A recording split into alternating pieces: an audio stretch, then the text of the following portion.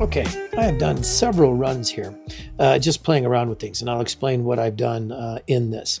But I don't know if you can see that. Check out the M and the A. There's a little bit still left there, which is awesome. I will want to do different end mill engraving bits. I switched out the end mills. So instead of the 90 degree, which was obviously a little bit too blunt, I went to this one. But the problem is you'll notice that it has a bull nose, a rounded bottom to it. So it kind of flattens out, if you will, the bottom piece. I will be ordering, obviously, some very steep 30 degree angled bits, end mill engravers, so that I can really get down into those grooves a little bit better detailed rather than having such a flat bottom. So that was some of my learning curve through there. So in order to get those deeper cuts all the way through the veneer, let's take a look at what I had to do. So I'm going to come back here to File. I'm going to go ahead, Conversational Edit, and let's just take a look at what I ended up doing. I ended up going, if you will, 0.55 millimeters deep. Because the other one, let me explain here. The other one had a little bit smaller font and detail. I only went 0.4. So again, I was going at basically 0.05 depth of cuts. So I ran probably 3 or 4 different processes, each time going a little bit deeper in order to see how that would turn out with that end mill.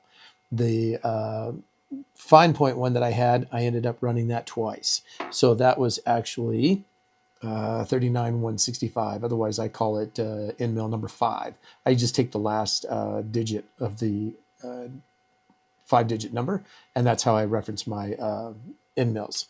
So that was tool number 5, or 165, that I used for that. And that gave me some pretty decent results. So again, that's where I ended up with a pretty good cut on that going through the veneer.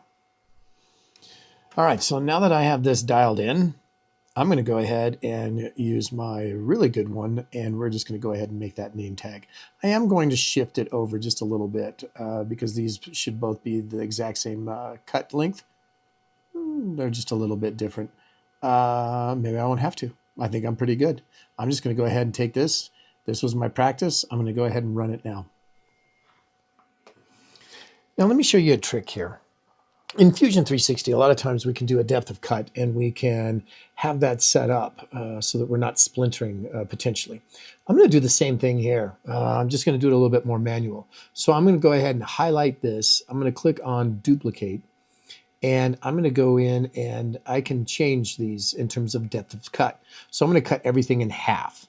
That way I can kind of go through in a couple of processes. That way we won't hopefully have too much wood splintering, especially with this veneer, rather than trying to hog everything out at one time. So we're just going to come back in here and make these modifications. All right, final product. I'm pretty happy with that. I will want to get the 60 degree. No, 30 degree.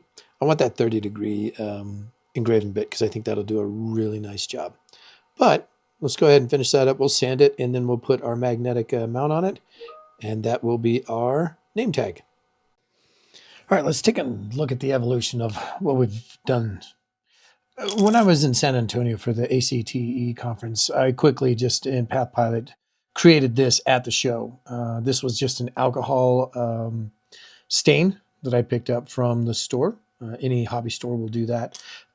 And then you can, again, run these how you like. Came home, and this is on a much softer material. This is pine. This is oak. You can still get the same results. This will be a lot lighter in terms of hanging on someone's shirt. Went through and just created a basic one. That way students could come back in and personalize those names and whatever it might be in terms of the subject area or the school. This was my first one in order to try that, and as we were working on setting that up, I was working on scale, size, the whole 9 yards. This one turned out pretty well, as it looks pretty defined, especially that pop with the color. These are a little bit different. These I showed you how I laid on a veneer, glued that on, and then came back in so that when I cut down in, I can get a depth of cut, if you will. So I get that contrast rather than staining it. So this is all natural. However, I am starting to go away from the all natural. When I turn my pens, I do what is called a CA glue finish. Any CA glue will work. That's your cyanoacrylic glues. And you build that up, and then you start sanding and polishing that down. And what I mean by that, for example, is I may start out sanding with a 220, then I get to a 400, 1,000, and so forth. And then I start using what are called micro mesh pads. These pads get very, very fine. 8,000 grit is what I use here. I believe this one is around a 9 or 10,000 grit. And so you go in order.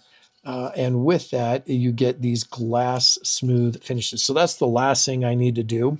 But there's a couple of things. You'll notice that this one looks a little different because I've started to use the medium and I've started filling in all of this so that it gives a nice, smooth, flat surface. This one, I used a thin, so it just soaked in, but I want the relief to show up on this. So I'm not going to do any more. I'm just going to start to polish this. You'll get two different kind of looks on that. This one pops a little bit more. This one looks like it's sunken in, which is kind of cool. So that's how we're going to finish it up. And then obviously the sticky end will go on the back. And these will be our name tags that we can use when we're at different shows or trainings. Again, this can easily be done for teachers. It could even be a project for guest teachers. If a guest teacher comes in frequently, they might really appreciate a school and having the students create these, because sometimes it's those little things that have a bigger meaning than anything. So there we go, your name tags. The next one we're going to work on is importing DXF files so that we can actually do some custom designs, maybe even some keychains. Stay tuned until next time.